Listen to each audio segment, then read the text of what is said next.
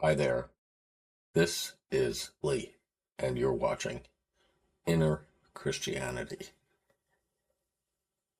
And this morning is, in fact, the 25th anniversary of the day that I woke up and my entire being had been transformed by an active and permanent sensation.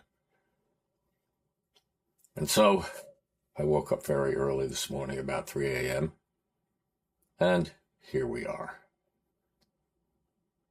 Remembering that momentous event in my life. There's not much I can say about it right now. And perhaps I don't want to say much more. I've already said a good deal. But in any event, what we are up against this morning is Meister Eckhart's Sermon 10. And this is quite a difficult sermon, so I thought about skipping over this sermon and moving on to Sermon 11. But somehow in the end, it seems as though Sermon 10 has to be dealt with. And Sermon 10 is about the way that we confront difficulty. So I have the book, The Complete Mystical Works of Meister Eckhart, here with me early this morning. And I've opened it to that page. But before I read any of it, I just want to mention that this sermon is about the way in which we deal with God's will, with difficulties. And of course, we don't want anything to be difficult. We really want things to be easy for ourselves. But as Gurdjieff said, easy things are shit. So, here we are with Sermon 10, which is not an easy thing, and thus I think we can be assured not shit.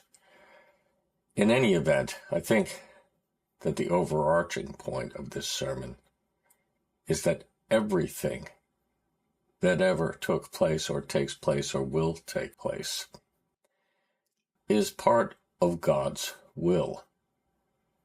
This means that even the awful and evil things that befall this planet and mankind in its affairs are God's will.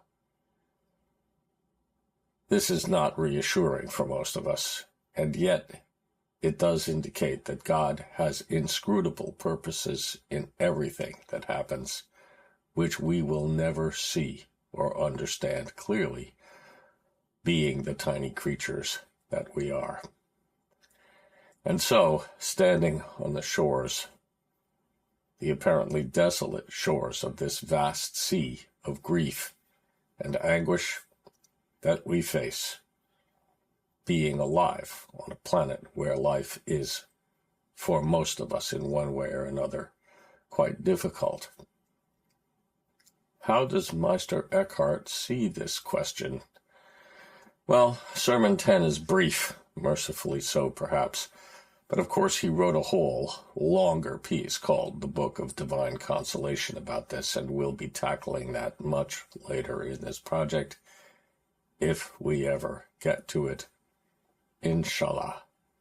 In any event, let's read a bit of Sermon 10 and see what we have here. Sermon 10, Moses Orabat Dominum Sum, Exodus